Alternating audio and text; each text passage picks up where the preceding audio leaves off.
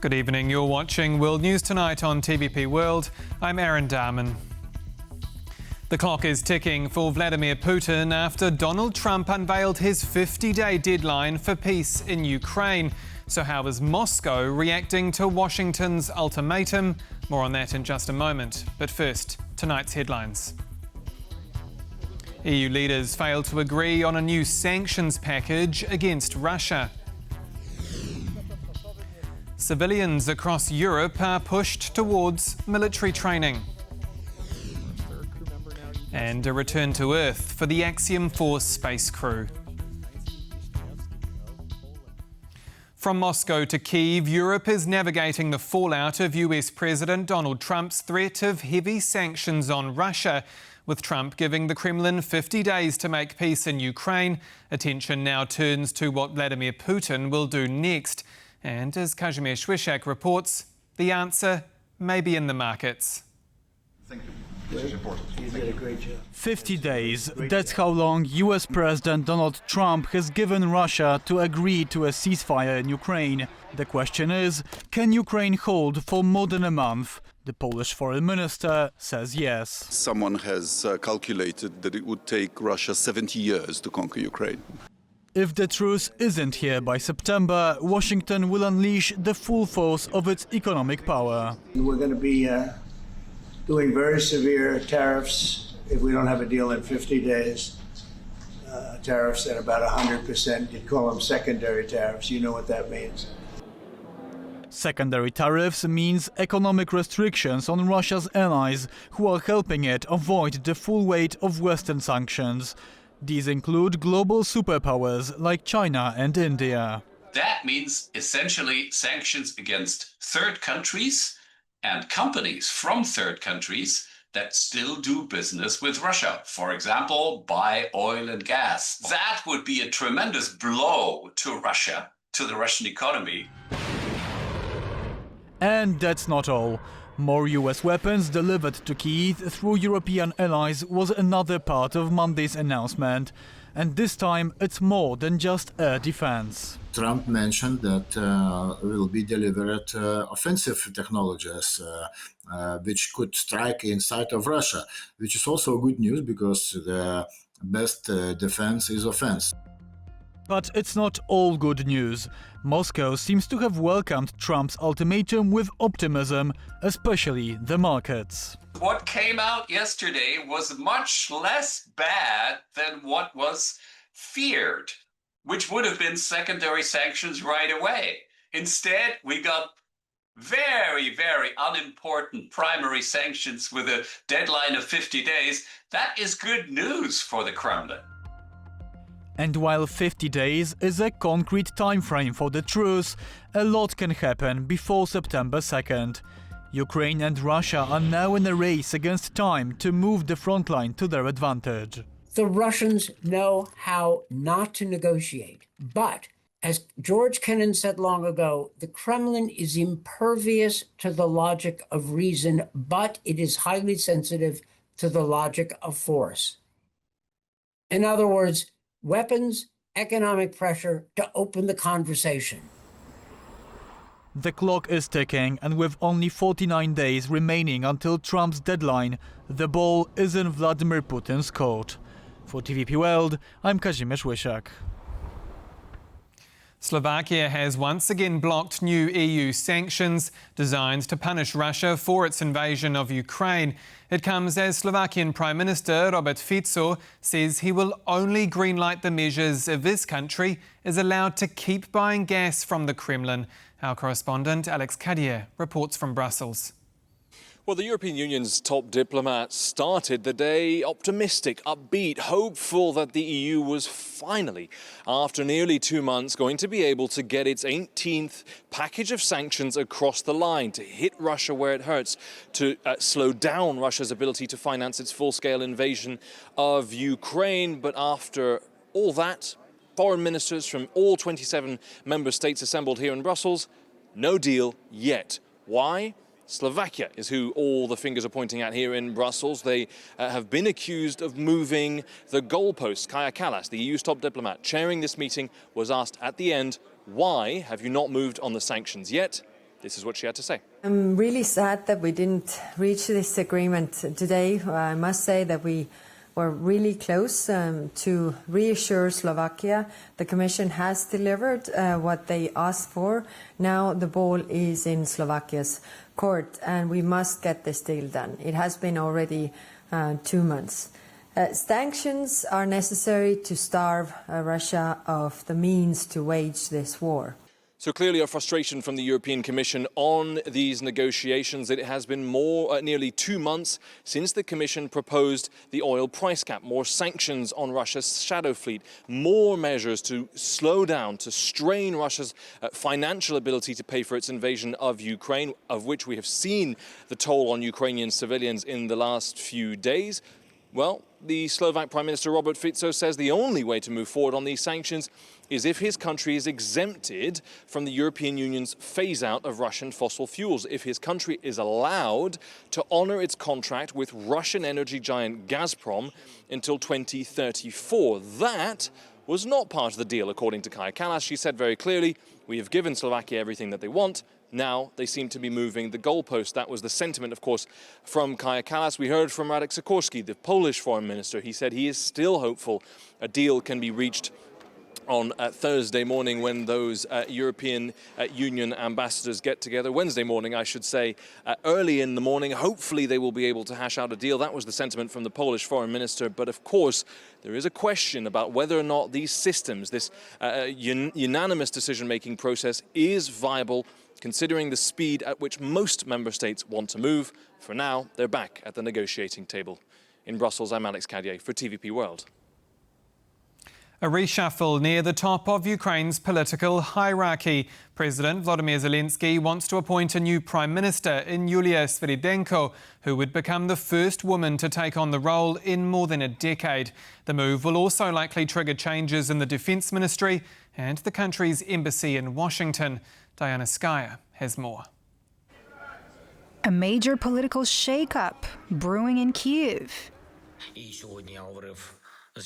Today I spoke with Yulia Sviridenko. I proposed that she head the government of Ukraine and renew its work based on all the experience she has in supporting Ukrainian industry and entrepreneurship as the first deputy prime minister and minister of economy. Ukrainian President Volodymyr Zelensky has nominated 39-year-old economist Yulia Sviridenko to become Ukraine's new prime minister, as Denis Shmyhal, who had just tendered his resignation Tuesday, is rumored to take over the defense ministry. If confirmed, she'll take office just as Rustem Umerov is expected to move from defense chief to a key diplomatic position, Ukraine's next ambassador to Washington. So Ukraine right now is going through the massive change of the government. This week, Ukrainian parliament, which I'm a member of, will be voting for the new government. Because there are no elections in Ukraine, people are still needing some renewal, some renovation, some feel that there are some changes. This is why the goal for this government revamp is also to show people that there is a new blood in. And so, of course, we wish to all the governmental officials only the best. From economist to wartime leader, she's quickly climbed the ranks of the Ukrainian government. So who is Yulia Sviridenko? In 2019, she was appointed Deputy Minister of Economic Development. Less than a year later, promoted to first Deputy Head of the Ministry. From December 2020 to November 2021, she served as Deputy Head of the Presidential Office for Economic Affairs. And since November 2021, serving as first Deputy Prime Minister and Minister of the Economy. Sviridenko played a key role in securing the critical minerals agreement with the United States, seen as a pillar for tightening economic and strategic ties between Washington and Kyiv. The deal alone may put her at the center of future rapprochement with the White House. But her rise hasn't been without controversy. A potential conflict of interest over outside teaching was flagged by opposition MP Volodymyr Ariev, a claim denied by Kyiv School of Economics head and former Ukraine Minister of Economic Development Timofey Milovanov. Focusing on what lies ahead for the incoming prime minister, in an interview for TVP World, Milovanov said that Sviridenko's priorities are clear. I think her job will be to focus both on sort of integrating economy and defense, and also trying to integrate with the EU. I think these are three fundamental forces. You have the EU accession, you have the war, and you need to maintain the economy. Yeah, I think that's going to be her portfolio. If confirmed by parliament, Sviridyenko will become Ukraine's first female prime minister in over a decade, tasked with the toughest job in the country, keeping Ukraine's economy standing and its allies close. For TVP World, I'm Diana Skaya. Civilians across Europe are facing a call to arms as governments scale up their military forces. That push includes Poles, with more than 200,000 people set to be summoned to determine physical and mental fitness for service. Susanna Jurek reports. Will you answer the call to arms? Appears to be the standard question as governments across Europe are appealing to their citizens to undergo basic military training. In Poland, some 235,000 Polish men, and importantly women, will receive a summon for compulsory appearance before a military draft commission. They will be delivered to recipients starting next January, and the qualification period will run from February to April 2026. The purpose? To determine the candidate's physical and mental fitness for military service. This comes at a time when the Polish Prime Minister continues to highlight Warsaw's vast ambition of boosting the ranks of its armed forces. We will be able to use several avenues to build an army 500,000 strong. The number will include reservists, but also volunteers not interested in regular service.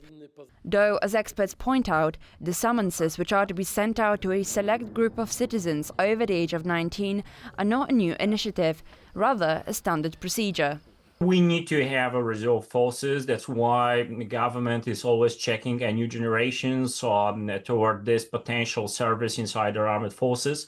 It's a very normal and very common thing, not only in Poland, but also in a wider range of different states in Europe. In a statement, the Polish Ministry of Defense listed who will be called up for the checks. This includes men who just reached the age of 19, those who have not yet appeared before a draft committee, and those previously declared unfit for service.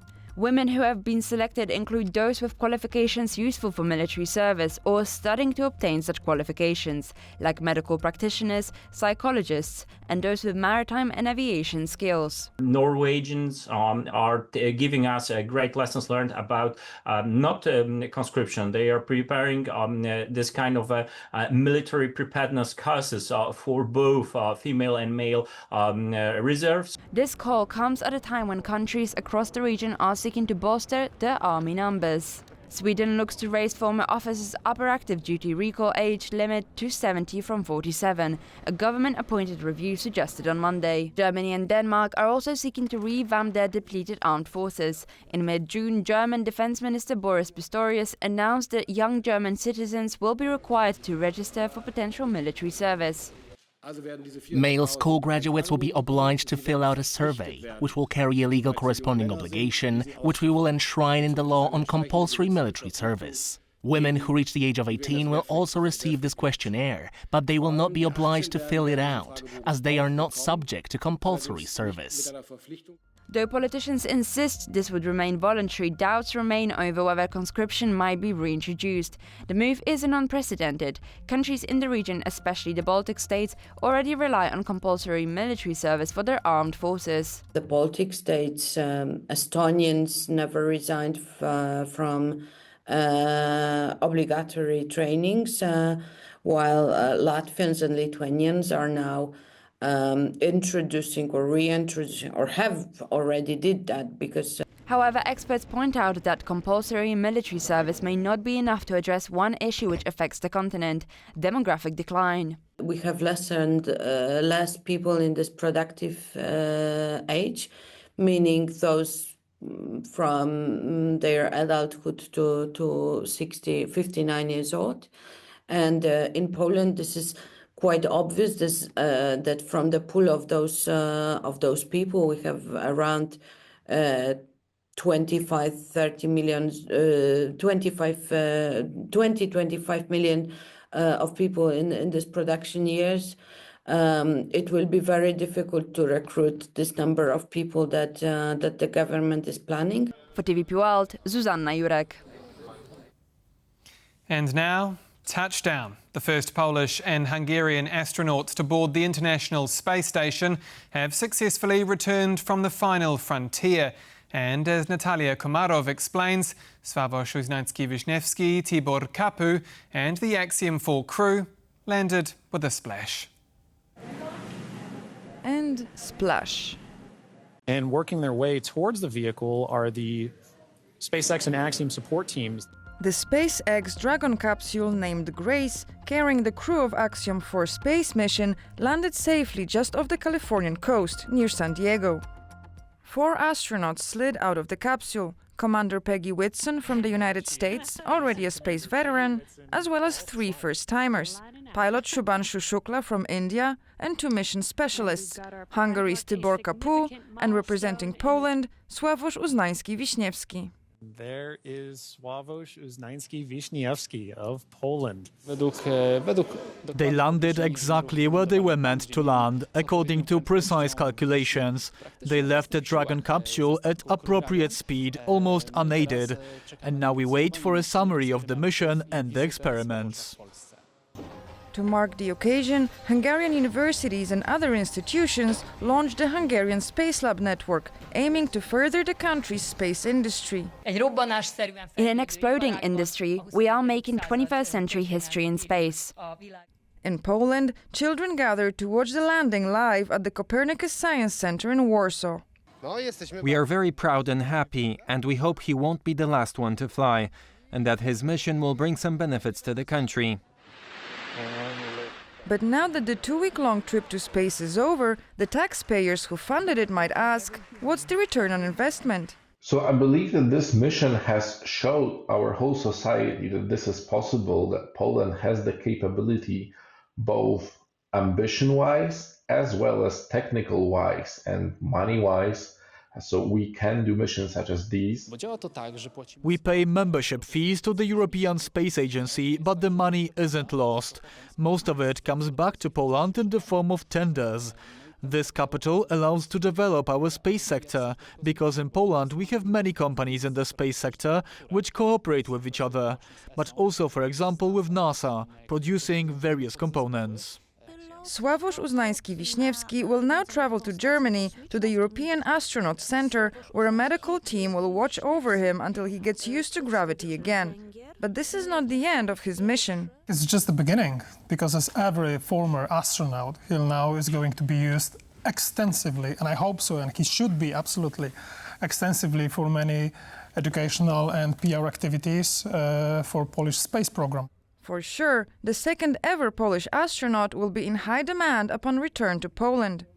Every astronaut, when he or she goes up there, and when they ask him, what do you remember the most, and what touched you the most, was to see that fragile planet and realizing that this is the only home we have and that we have to protect it. The Axiom 4 space mission was a big step forward for countries with little experience in space exploration.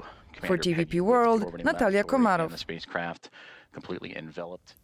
An exhibition in the seaside Polish city of Gdańsk is drawing divided backlash over its depiction of Polish soldiers forcibly drafted into the Nazi German army during World War II, while the outgoing Polish president claims the reference to, quote, "our boys" is a moral provocation. The Culture Ministry says it's about restoring memory. Marek Steele reports. Our boys or their boys? An exhibition on residents of Pomerania in northern Poland, forcibly drafted into Hitler's Wehrmacht during World War II, has drawn a sharp backlash, including from Poland's president. Portraying soldiers of the Third Reich as ours is not only a historical falsehood, it is a moral provocation, even if the photos of young men in uniforms of Hitler's army show Poles who were forcibly conscripted into the German military. The name of the exhibition, Our Boys, refers to the term Unsjungen, which Luxembourgers used to call their young men forcibly conscripted into the Wehrmacht and sent to the front. So whose boys are portrayed in Gdańsk? That's the big question. It's open to 3 probably interpretations. Were they our boys, as in were they Polish boys drafted into a German army? Were they German boys who happened to be living in Poland before the war? And were they drafted into the German army? Or were they this kind of Pomeranians or Silesians, half German, half Polish? It's open to all three, and that's where the controversy, I think, originates from. Following Hitler's invasion of Poland on September 1st, 1939, ethnic Germans in the Pomerania region were conscripted into the Wehrmacht. But after 1943, manpower shortages led to the drafting of ethnic Poles and Kashubians, a Slavic group native to Pomerania. Refusal usually meant imprisonment or execution. A large number of them deserted, later joining the ranks of the Polish armed forces in the West. The mission of institutions, such as museums, is to present history accurately and comprehensively, often dealing with difficult and previously silenced topics. Not only the Polish Culture Ministry defended the display, an MP from Silesia wrote on social media platform X about his own family's difficult history. It's keeping silent about these events that is a distortion of history. My ancestors from Silesia also perished in the war, often wearing uniforms of armies that were not Polish, and they do not deserve to be forgotten. But this does little to convince those who decided to protest against the show in Gdańsk on Tuesday. The Polish Institute of National Remembrance has also criticized the exhibition. This is a narrative that fits well with the German historical policy, yet it was made and presented by a Polish cultural institution using Polish funding. Nobody should be forgotten in history. Everybody, in my eyes, deserves a grave, even if you were, okay, maybe not perpetrators, let's not go that far.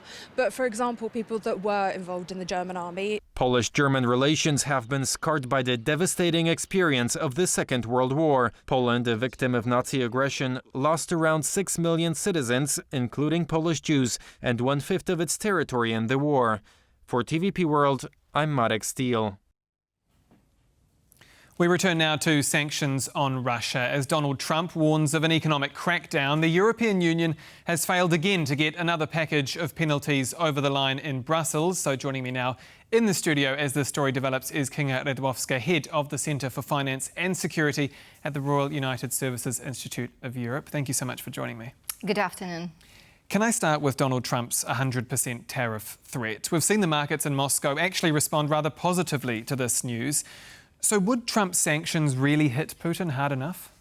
Well, if President Trump follows through with what he has announced yesterday, I think such unprecedented restrictive measures and economic measures imposed on Russia would hit hard.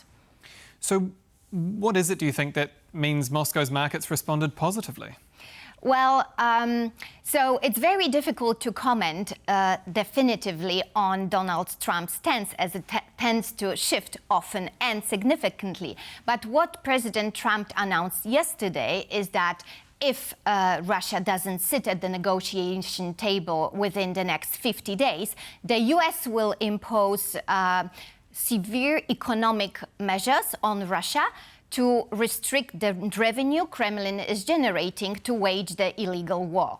But when we look closely into the specifics of what President Trump announced and what was later explained by the White House officials, because President Trump coined a new term, secondary tariffs, so later White House officials explained that what he meant actually is that the US will impose tariffs on Russia, which actually is a tool of a relatively low impact, because actually Russia-US trade is relatively low. But he also announced that he would impose tariffs, or as later explained, secondary sanctions on countries and entities that buy Russian oil, Russian energy and Russian minerals. And that could hit hard. It actually, if President Trump follows through, can be a seismic shift in terms of global energy market. You mentioned seismic shift there. I'm interested in your view more broadly. Do you feel like sanctions are working with Vladimir Putin? I mean, does President Putin sit there in the Kremlin, see what President Trump is threatening, see what Brussels is doing, and maybe thinks twice? So the aim of sanctions was twofold. First of all, was to restrict Kremlin's revenue, and secondly, to limit the access to advanced dual-use goods. When we look into the restricting of the revenue, the oil price cap, which has been the main G7 tool to achieve this goal, has been successful to some extent at the beginning when it was introduced. But what we see now is that it's clearly not effective. We are seeing more than 90% of Russian crude oil being moved through the so-called shadow fleet. These are poorly insured, difficult to track, often reflagged vessels that are operating under opaque flags and that are facilitating sanctions circumvention just to stay off the radar and continue to generate revenue for Kremlin. There is not enough coordination between international sanctions coalition to actually properly enforce the oil price cap. So let's talk about that oil price cap. $60 as it stands. There's this proposal as part of the 18th package of sanctions in Brussels that goes down to 45. If that passes, once Slovakia and the EU is able to strike a deal, do you feel like it still has any teeth? Because the US is sceptical on the idea of lowering the oil price cap. And if the US is not on board, is there any point lowering it at all? The unintended consequence of the oil price cap was the development of the shadow fleet and, importantly, a parallel trading system that facilitates this trade. And so lowering the price cap will not achieve a lot, because whether this is $60 per barrel or $40 per barrel, it's just not being enforced properly. And at the heart of the issue is the problem of the sort of imposing the oil price cap and the enforcement.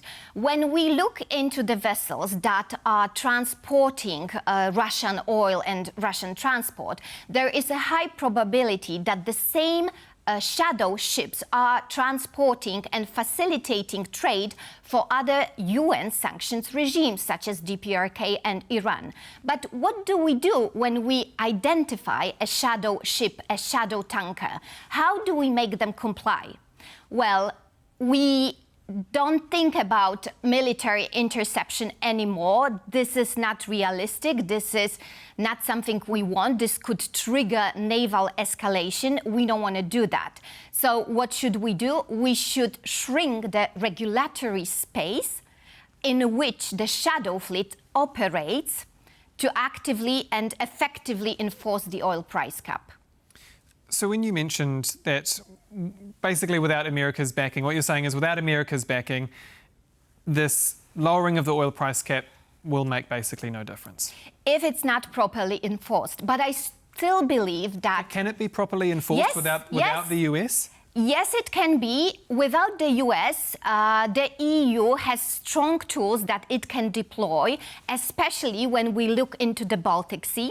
We've already seen some enhanced cooperation in regions such as Baltic-Nordic region, where there are some international formats, for example, Baltic-Nordic 8++ format, when the countries are actually boosting the cooperation. And just two words that would make the more price cap more effective, if we look into them: insurance and flags. There should be no vessel operating or entering ports without a valid insurance. Yet, we've seen those shadow ships operating, entering ports, and this insurance is provided by non-transparent insurance providers. Secondly, flags. There are countries that offer flags to vessels.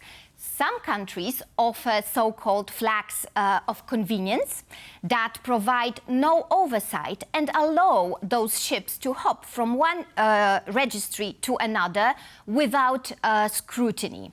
And there are tools, regulatory tools, to push those countries that offer those flags of convenience to hold them accountable for what they offer and what they facilitate. There just needs to be more willingness, and the EU needs to be a bit bolder in deploying those tools. Kinga Radwowska from the Royal United Services Institute of Europe. Thank you again for your time. Thank you so much. And that's all for World News tonight. Do stay with us here on TVP World. I'm Aaron Darman. Good night.